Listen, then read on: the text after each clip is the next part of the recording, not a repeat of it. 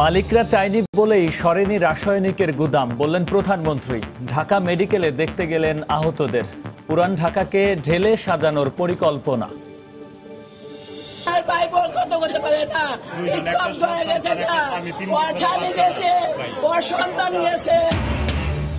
চুরিহাট্টায় কেঁদে ফিরছেন স্বজনহারারা। ধ্বংসস্তূপে খুঁজছেন প্রিয়জনের শেষ চিহ্ন।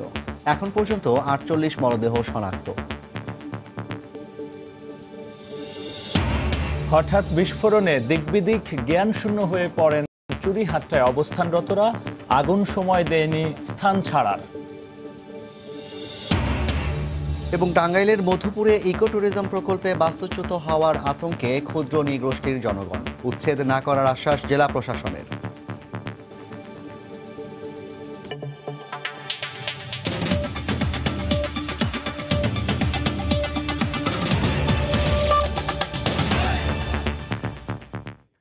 দেখছিলেন শিরোনাম। বাংলা সময়ের সঙ্গে আছি আমি গোলাম রাব্বি এবং আমি জাফর সাদিক। বারবার অভিযান চালিয়েও পুরান ঢাকা থেকে রাসায়নিক গুদাম অপসারণ করতে না পারাকে দুঃখজনক বলে মন্তব্য করেছেন প্রধানমন্ত্রী শেখ হাসিনা। সকালে চকবাজারের চুরিহাট্টায় আগুনে আহতদের দেখতে ঢাকা মেডিকেল কলেজ হাসপাতালের বার্ন ইউনিটে যান তিনি। এ ধরনের দুর্ঘটনা রোধে পুরান ঢাকাকে নতুন পরিকল্পনায় সাজানোর কথা বলেন তিনি।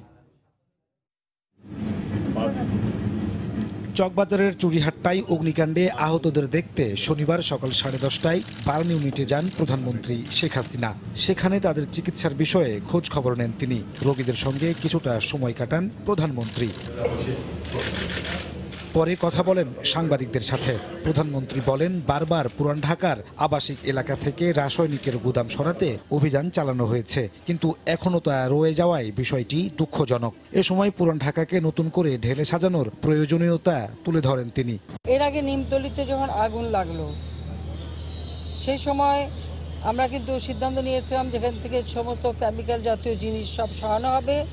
আমরা ক্যানিগঞ্জে একটা জায়গাও ঠিক করলাম, একটা প্রজেক্টও নিলাম। সেখানে আমরা খুব আধুনিক গোডাউন তৈরি করে দিতে চাচ্ছিলাম, বহুতল ভবন করে, যেখানে এই সমস্ত কেমিক্যালগুলি সুরক্ষিত থাকবে। কিন্তু যেহেতু মালিকরা রাজি হন নাই, যার জন্য ওটা আর কার্যকর করা যায় নাই। এর আগে প্রধানমন্ত্রী বলেন, আহতদের চিকিৎসায় সব ব্যবস্থা নেওয়া হয়েছে। চিকিৎসার সব ব্যবস্থা আছে। যে সমস্ত আগুনে পড়ার পর চিকিৎসার জন্য যে সমস্ত যন্ত্রপাতি যা যা দরকার হয়, আমি কিন্তু এর পূর্বে সবই কিনে দিয়েছি।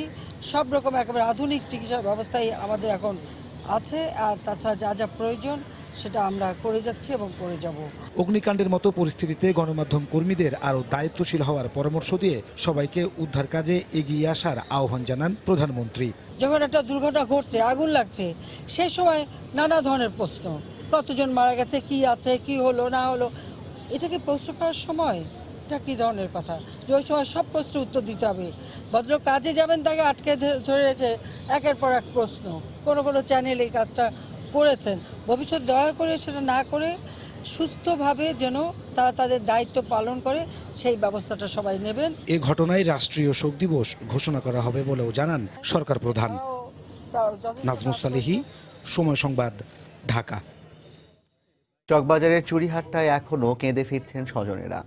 পুরা ধ্বংসস্তূপের মাঝেই খুঁজছেন স্বজনদের স্মৃতি।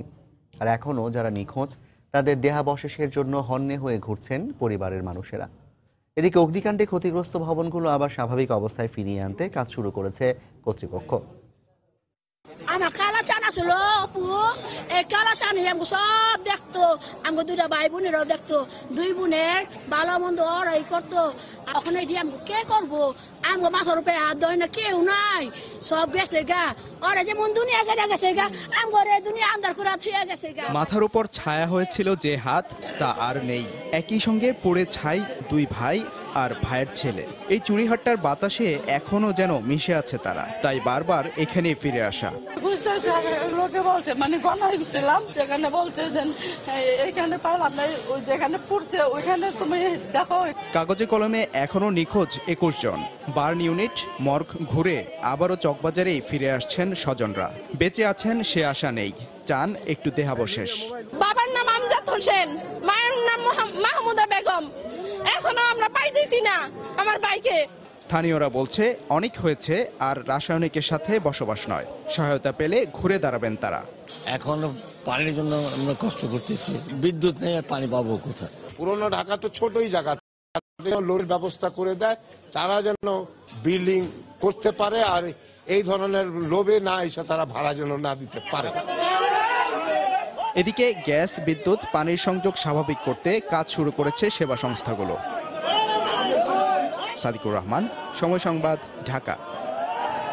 চকবাজার সহ আশপাশের এলাকা থেকে সব ধরনের রাসায়নিক দ্রব্যের গুদাম সরিয়ে ফেলা হবে বলে জানিয়েছেন আওয়ামী লীগের সাধারণ সম্পাদক ওবায়দুল কাদের। সকালে রাজধানীর চকবাজারে অগ্নিকাণ্ড স্থল পরিদর্শন শেষে সাংবাদিকদের তিনি একথা বলেন। এ সময় তিনি স্বজনহারা মানুষের সাথে কথা বলে তাদের সান্ত্বনা দেন। ওবায়দুল কাদের বলেন, অগ্নিকাণ্ডে পুড়ে যাওয়া সবকিছু অপসারণের কাজ শুরু করেছে সিটি কর্পোরেশন। চকবাজারকে একটি নিরাপদ ও ঝুঁকিমুক্ত এলাকা হিসেবে গড়ে তুলতে সরকার দ্রুত পদক্ষেপ নিচ্ছে বলেও জানান ওবায়দুল কাদের।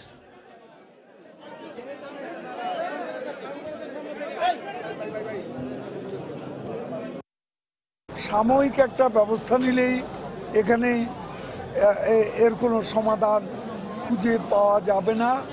একটা সমন্বিত পদক্ষেপ নিতে হবে এবং অবৈধ এবং অনিরাপদ রাসায়নিক যে কাঠামো আছে, ঝুঁকিপূর্ণ এই কাঠামো এখান থেকে সরিয়ে ফেলতে হবে। চকবাজার এলাকা এবং আশেপাশে যে এলাকাগুলো আজকে অবৈধ রাসায়নিক গোডাউন গড়ে উঠেছে হাজার হাজার, এগুলো অপসারণ করতেই হবে।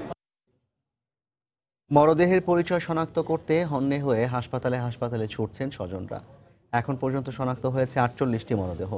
বাকিগুলো বিভিন্ন হাসপাতালের মর্গে থাকায় ছোটাছুটির শেষ নেই স্বজনদের। 2 সপ্তাহের মধ্যে সবগুলো মরদেহ শনাক্ত করা সম্ভব হবে বলে আশ্বাস দিয়েছে সিআইডি। বাবার জীবন্ত ছবিটা হৃদয়ে স্থায়ী হবার আগেই হারিয়ে গেছে। তবুও অস্তিত্বের জানান দিতে 5 মাস বয়সী শিশুটি ডিএনএর নমুনা দিতে মায়ের সাথে ছুটে এসেছে ঢাকা মেডিকেলের মর্গে। পরিবারের একমাত্র উপার্জনকারী স্বামী যানজটে রিকশা সহ পুড়ে যাওয়ায় দিশেহারা স্ত্রী। রিক্সা যে চালাইতো, এই রিক্সাও আমি পাই না, এই মানুষও আমি পাই না। আজকে 4 দিন যাবত কোনো সন্ধান আমি এখনো পাইতেছি না। সকাল থেকেই বাবা হারা সন্তান, সন্তান হারা বাবা মা, ভাই হারা বোন এমন অনেকেই ডিএনএর নমুনা দিতে মর্গে এসেছেন। কয়েকটি হাসপাতাল ঘুরে কারো কারো ভাগ্যে জুটেছে প্রিয়জনের দেহাবশেষ। শনাক্ত না হওয়া মরদেহের দাবিদারের সঙ্গী এখনো দুশ্চিন্তার কান্না। জামে পড়ে রয়েছি, আমি আইতেছি, এনে সমস্যা হইতেছে, তারপর আমার মিরপুর মেডিকেলে গেছে আর পাইছি। মিরপুর মেডিকেলে যে এভাবে পাইছি যে আমার বাবার গায়ে একটা মেরুন কালার শার্ট ছিল, ওই শার্টের টুকটা দেখে আমরা পুরো কনফার্ম শিওর হয়েছি। পরনের ট্রাউজারটা ছিল, আর তার যে শার্ট তো বিভিন্ন রকমের, তার শার্টটা আমার খুব পরিচিত, ওই শার্টের ইয়েটা দেখলাম আর কি, আইডেন্টিফাই করলাম। মরদেহের দাবিদাররা রাত পর্যন্ত ডিএমসির মর্গে ডিএনএর নমুনা দিতে পারবেন বলে জানিয়েছে সিআইডি কর্তৃপক্ষ। যেই আসবেন, যখনই আসবেন আমরা নমুনা কালেক্ট করব। সেই সাথে সাথে আগামীকাল থেকে সিআইডি ডিএনএ ল্যাব, যেটা সিআইডি মালিবাগ সিআইডি হেডকোয়ার্টারে অবস্থিত, সেখানেও নমুনা কালেকশনের প্রক্রিয়া চলবে। যতদিন পর্যন্ত দাবিদাররা আসবেন আমরা নমুনা সংগ্রহ করতে থাকব। বাকি মরদেহ দ্রুত শনাক্তে সর্বোচ্চ 2 সপ্তাহ সময় লাগতে পারে বলে জানিয়েছে ঢাকার বিভাগীয় কমিশনার। এ পর্যন্ত 19টি লাশের বিপরীতে 32 জনের স্যাম্পল আমরা গ্রহণ করেছি।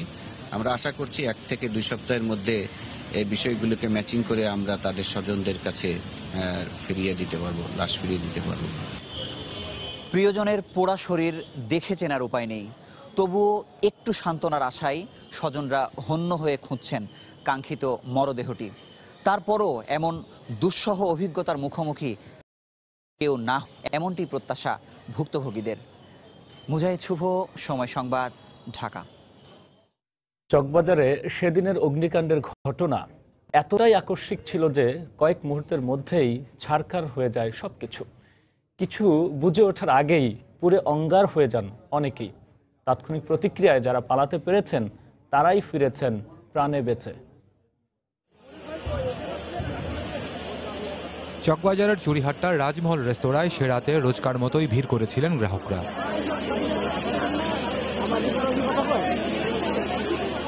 খাবার তৈরি ও পরিবেশনে ব্যস্ত ছিলেন রেস্তোরাঁর কর্মীরা।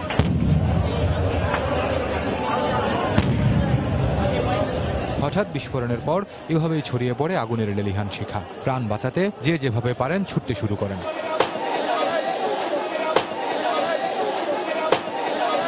সেদিন ওই রেস্তোরাঁ থেকে ভাগ্যক্রমে বেঁচে ফিরেছেন যারা, তাদের হৃদয়ে দগদগে সেই স্মৃতি। এখানে দুইটা প্রাইভেট কার ছিল, এখান দিয়ে আসলে আপনার একটা ওই কর্নার একটা আসলে ছোট একটা পিক আপ। এখানে মনে হয় যে উপরের থেকে নাকি ওই দিক থেকে আইসা ঠিক গাড়িটার উপরে পড়ার সাথে সাথে প্রাইভেটটা ঠিক এইভাবে মনে হয় যে আপনার চলচ্চিত্র শুটিং চলতে আছে, চলচ্চিত্র শুটিং চলতে যে এরকম কন্ট্রোল টিভির মতো ঠিক ওই রকম 60 থেকে 70 ফুট উপরে উঠে গেছে। এটার আগুনই ওটা থেকে মানে ওটাতে যায়, তারপরে ওখানে দোকানে যতজন ছিল হোটেলে সবাই মোটামুটি আপনার স্পট ডেথ। আমি এখানে দাঁড়িয়ে যখনই জুতার লেস লাগাইতেছি হঠাৎ দেখি আওয়াজ তাপ করে ফুটতে না ফুটতে আমি এমনি তাকাই যেদিক যে আমার দোকানের দিকে শুধু আগুনের যে মোচড় আসতেছে তাপ করে, আমি আগুন করে চিক করে দিয়ে আমি ডুবাইকে নিয়ে পড়ছি এখানে।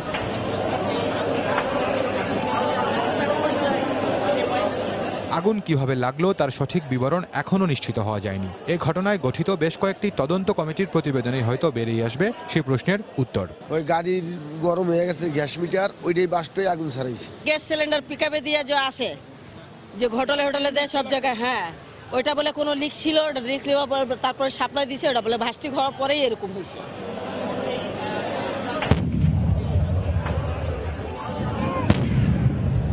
সর্বনাশা আগুন যেন আর কোনো প্রাণ কেড়ে নিতে না পারে সে নিশ্চয়তা চান পুরান ঢাকাবাসী। খান মোহাম্মদ রুমেল, সময় সংবাদ, ঢাকা। বাংলার সময় আরও থাকছে। ফেনীতে ইট পরিবহনের আড়ালে পাচারের সময় সেগুন ও গামারি কাঠ জব্দ। চট্টগ্রাম থেকে কাঠগুলো আনা হচ্ছিল ঢাকায়।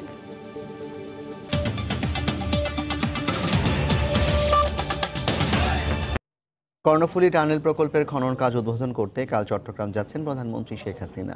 এ উপলক্ষে সকালে প্রকল্প এলাকা পরিদর্শন করেন সিটি মেয়র আজম নাসির উদ্দিন।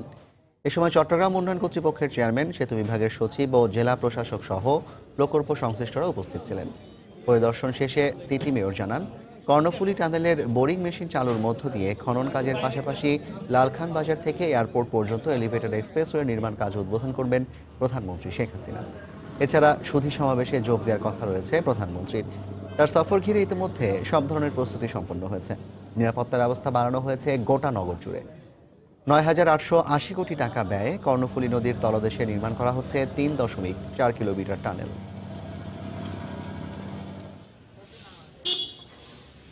টাঙ্গাইল ও ধামরাই সহ দেশের বিভিন্ন স্থানের সড়ক দুর্ঘটনায় ৬ জন নিহত হয়েছেন, আহত হয়েছেন অন্তত ২১ জন। প্রত্যক্ষদর্শীরা জানান, ভোরে বঙ্গবন্ধু সেতুর পূর্ব পাশে কালিহাতি এলাকায় চাঁপাই নবাবগঞ্জ থেকে ঢাকামুখী মাইক্রোবাসকে ধাক্কা দেয় একটি ট্রাক। এতে ঘটনাস্থলে চালক মোশাররফ হোসেন মুসা ও যাত্রী সৈয়দ শাহজামালের মৃত্যু হয়।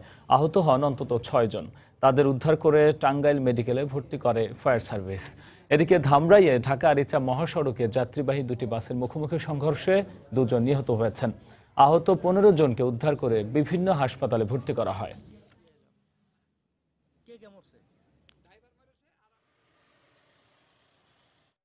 কক্সবাজারে জমি দখল নিয়ে বিরোধের জের ধরে দুপক্ষের সংঘর্ষে গুলিবিদ্ধ হয়ে ২ জন নিহত হয়েছেন। আহত হয়েছেন অন্তত ১০ জন। দুপুরে পেকুয়া উপজেলার বিলাহাসুরা এলাকায় সংঘর্ষ হয়। পুলিশ জানায়, জমি দখলকে কেন্দ্র করে মমতাজুল ইসলাম ও জালাল উদ্দিনের মধ্যে বেশ কিছুদিন ধরে বিরোধ চলছিল। এর জেরে আজ দুপুরে দুপক্ষের মধ্যে বাকবিতণ্ডা হয়। এক পর্যায়ে সংঘর্ষে জড়িয়ে পড়ে তারা। খবর পেয়ে পুলিশ ঘটনাস্থলে পৌঁছে পরিস্থিতি নিয়ন্ত্রণে আনে। এ সময় ঘটনাস্থলে 7টি দেশীয় অস্ত্র উদ্ধার করা হয়। পরে ঘটনাস্থল থেকে নেজাম ও আজিজুল নামে 2 জনের গুলিবিদ্ধ লাশ উদ্ধার করে সদর হাসপাতাল মর্গে পাঠায় পুলিশ।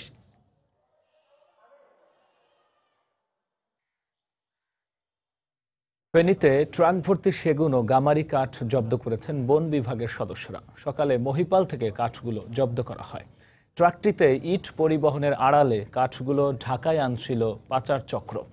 বন বিভাগ জানায়, ট্রাকে করে সেগুন ও গামারি পাচার হচ্ছে এমন খবরের ভিত্তিতে ঢাকা চট্টগ্রাম মহাসড়কের মহিপাল এলাকায় অভিযান চালানো হয়।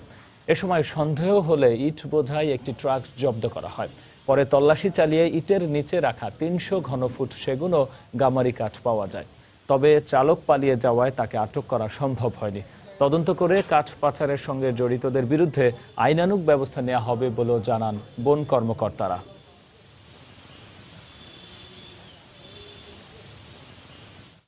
বাংলার সময় আরও থাকছে। নওগাঁয় উর্বর জমির উপরিভাগ কেটে ইট তৈরি করায় ক্ষতির মুখে ফসলি জমি, ইট ভাটা নিয়ন্ত্রণে কঠোর আইন হবে জানালেন পরিবেশ ও বনমন্ত্রী।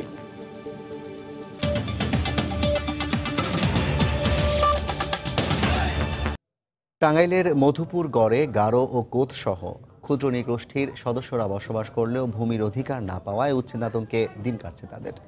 সম্প্রতি ইকোট্যুরিজম প্রকল্প বাস্তবায়নের বিষয়টি আলোচনায় আসায় নতুন করে দেখা দিয়েছে আতঙ্ক। এদিকে সমস্যা সমাধানে ভূমির মালিকানা বা দীর্ঘমেয়াদী বন্দোবস্ত দেওয়ার দাবি জানিয়েছেন ক্ষুদ্র নৃগোষ্ঠীর নেতারা। আর প্রশাসনের কর্মকর্তারা বলছেন ক্ষুদ্র নৃতাত্ত্বিক জনগোষ্ঠীর কাউকে উচ্ছেদ করা হবে না। কাদির তালুকদারের সহায়তায় হারুনুর রশিদের রিপোর্ট, ছবি তুলেছেন হোসেন আলী। ভূমির অধিকার না পাওয়ায় অস্তিত্ব সংকটে পড়েছে টাঙ্গাইলের মধুপুর শালবনের হাজার হাজার ক্ষুদ্র নৃগোষ্ঠীর অধিবাসী। দীর্ঘদিন ধরে এ নিয়ে আন্দোলন সংগ্রাম হলেও কোনো কাজ না হওয়ায় উচ্ছেদ আতঙ্কে রয়েছেন তারা। ৩ বছর আগে মধুপুর গড়ের বিশাল এলাকা সংরক্ষিত বনভূমি ঘোষণা করায় এবং সম্প্রতি ইকোট্যুরিজম প্রকল্প বাস্তবায়নের বিষয়টি আলোচনায় আসায় নতুন করে উচ্ছেদ আতঙ্ক দেখা দিয়েছে তাদের মাঝে। যুগের পর যুগ ধরে বসবাস এবং জমিজমা ভোগ দখল করলেও বেচাকেনা করতে না পারায় নানা সমস্যায় রয়েছেন তারা। আদিবাসীদের যে জমি জমা যেখানে আছে ঠিক সেই জায়গায় এইসব প্রকল্পগুলো তারা হাতে নিছে। আমরা সবসময় উচ্ছেদ আতঙ্কে সেখানে বসবাস করি। আমাদের দাবি হলো যে সরকার যেন এই ভূমির আইনগত স্বীকৃতি আমাদেরকে দেওয়া হয়। এদিকে যে সমস্ত এলাকায় ক্ষুদ্র নৃগোষ্ঠী বসবাস করছে সে এলাকাগুলো শনাক্ত করে তা তাদের মালিকানায় বা দীর্ঘমেয়াদী বন্দোবস্ত দেওয়ার দাবি জানিয়েছেন তাদের নেতারা। সরকার যদি ব্যবস্থা করে দিতে পারে তাহলে সেখানের আদিবাসীরা সুখে শান্তিতে সুন্দরভাবে তারা বসবাস করতে পারবে। জেলা প্রশাসনের শীর্ষ কর্মকর্তারা বলছেন মধুপুরের বনাঞ্চল থেকে ক্ষুদ্র নৃগোষ্ঠীর কাউকে যেন উচ্ছেদ করা না হয় সে ব্যাপারে প্রধানমন্ত্রীর কার্যালয় থেকে নির্দেশ দেওয়া হয়েছে। 7 বছর আগে এটি গেজেট নোটিফিকেশনের মাধ্যমে সংরক্ষিত বনভূমি ঘোষণা করা হয়েছে, কিন্তু সংরক্ষিত বনভূমি ঘোষণা মানে এই নয় যে এই বনভূমির ভিতরে ক্ষুদ্র নৃতাত্ত্বিক জনগোষ্ঠী যারা আছে তাদেরকে উচ্ছেদ করা হবে। ভূমি মন্ত্রণালয় এবং বন মন্ত্রণালয় দুই আন্তঃমন্ত্রণালয় সভাও হয়েছে, তো মন্ত্রণালয় থেকে দিক নির্দেশনা পাওয়ার ক্ষেত্রে আমরা হয়তো এই জটিলতাগুলো নিরসন করতে সক্ষম হব। মধুপুরের 20,192 একর বনভূমির মধ্যে 2016 সালে 9,145 একর সংরক্ষিত বনভূমি ঘোষণা করে সরকার। এই অঞ্চলে গারো, কোচ, বর্মন সহ ক্ষুদ্র নৃগোষ্ঠীর প্রায় 25,000 মানুষ বসবাস করে। হারুনুর রশিদ, সময় সংবাদ, টাঙ্গাইল। নীতিমালার তোয়াক্কা না করে উর্বর জমির টপ সয়েল কেটে ইট তৈরি করছে নওগাঁর ইটভাটাগুলো। কৃষি বিভাগ বলছে এসব জমি উৎপাদন ক্ষমতা হারাচ্ছে, পাশাপাশি দীর্ঘমেয়াদী ক্ষতির মুখে পড়বেন কৃষকরা। এদিকে জেলার বেশিরভাগ ইটভাটায় জ্বালানি হিসেবে কাঠ ব্যবহার করায় গাছপালা ও ফসলের ক্ষতির শিকার হচ্ছে এলাকাবাসী। জেলা প্রশাসন বলছে অবৈধভাবে নির্মিত ভাটাগুলোর বিরুদ্ধে ব্যবস্থা নেওয়া হবে। নওগাঁ থেকে এমআর রকির রিপোর্ট। কয়লার দাম বেশি হয় নওগাঁর ইটভাটাগুলোতে পোড়ানো হচ্ছে কাঠ। আবাসিক এলাকায় গড়ে ওঠা এসব ইটভাটার ছায়ে মারাত্মক পরিবেশ দূষণ হচ্ছে। আবার কোথাও কোথাও আবাদি জমির মাঝখানে গড়ে তোলা ইটভাটায় কেটে তোলা হচ্ছে জমির টপ সয়েল। স্থানীয়রা বলছেন ভাটা এলাকার আশপাশের গাছের মরক সহ নানা রোগব্যাধির শিকার হচ্ছেন তারা। আমরা স্কুল কলেজে যাওয়ার সময় ধুলাবালির সব গাটা ভরে যায়। আমাদের স্কুলের পাশে 3-4টা ভাটা হয়ে গেছে। ঘুমায়ে আম, কাঁঠাল এগুলা হচ্ছে না। এলাকাবাসী বা আমরা সবাই মিনতি করতেছি যে আমাদের এলাকা থেকে ভাটাটা কমানোর জন্য আমি একটু অনুরোধ করতেছি। জেলা সদর সহ মান্দা, মহাদেবপুর ও বদলগাছি উপজেলায় অধিক হারে ইটভাটা গড়ে তোলা হয়েছে। প্রতি বছর প্রায় 400 হেক্টর আবাদি জমি কমে আসার কথা বলছে কৃষি কর্মকর্তা। সবচেয়ে বড় চিন্তার কারণ হচ্ছে এই ইট তৈরির জন্য যে বিভিন্ন এলাকার জমির মাটির টপ সয়েলগুলো নিয়ে আসে, এর ফলে জমির উর্বরতা শক্তি না থাকার কারণে ফসলের উৎপাদন ক্ষমতাও অনেকটা বিঘ্নিত হচ্ছে।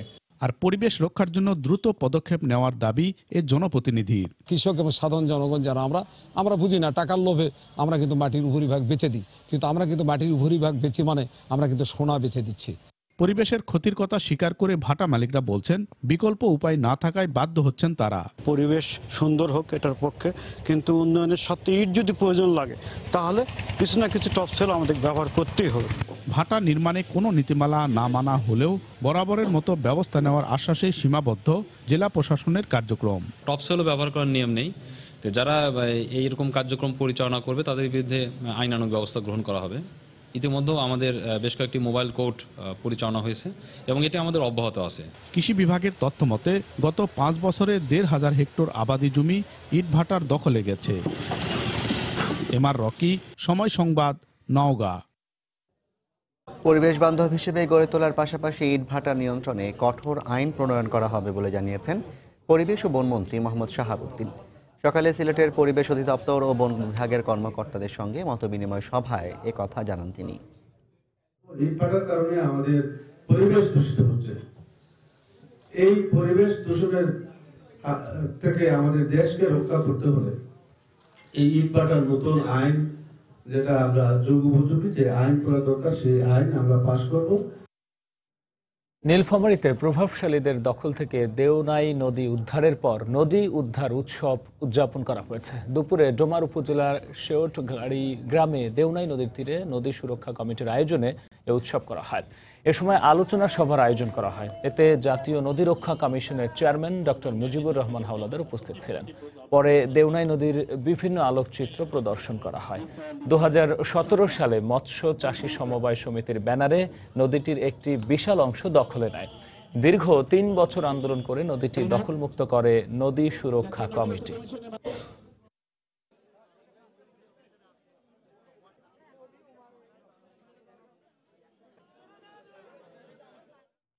বেকার সমস্যা দূর করতে স্থানীয় পর্যায়ে উৎপাদিত পণ্য সারা দেশে সরবরাহের লক্ষ্যে মানিকগঞ্জে কর্মশালা অনুষ্ঠিত হয়েছে। দুপুরে জেলায় গিলন্ড বাজারে young Bangla Microsoft tech hub কার্যালয়ে এই কর্মশালার আয়োজন করে প্রিয়শপ। এতে জেলার শতাধিক যুবক ও নারী উদ্যোক্তারা অংশ নেন। দুটি সেশনের ই-কমার্স কর্মশালায় বিভিন্ন বিষয় তুলে ধরেন মাইক্রোসফট ইয়াং বাংলা টেক হাবের chief operation officer Sultana Rashia. এ সময় জয় বাংলা ইউথ অ্যাওয়ার্ড প্রাপ্ত সংগঠক সানি রহমান মিন্টু সহ ইয়াং বাংলা ও প্রিয়শপের প্রতিনিধিরা উপস্থিত ছিলেন।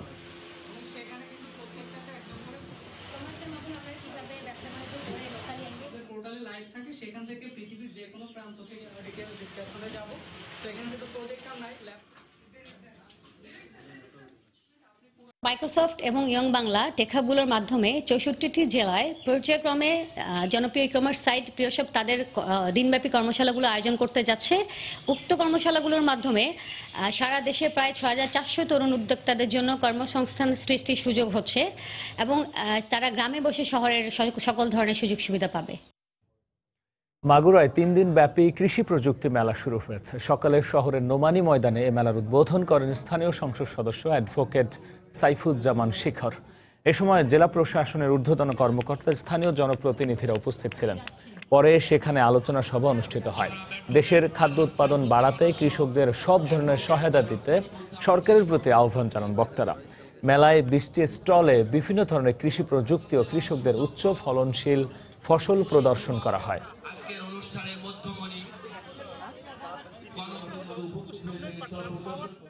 বাংলার সময়ের শীর্ষ সংবাদ জানিয়ে দিচ্ছি আরেকবার। মালিকরা চায়নি বলেই সরেনি রাসায়নিকের গুদাম, বললেন প্রধানমন্ত্রী। ঢাকা মেডিকেলে দেখতে গেলেন আহতদের। পুরান ঢাকাকে ঢেলে সাজানোর পরিকল্পনা।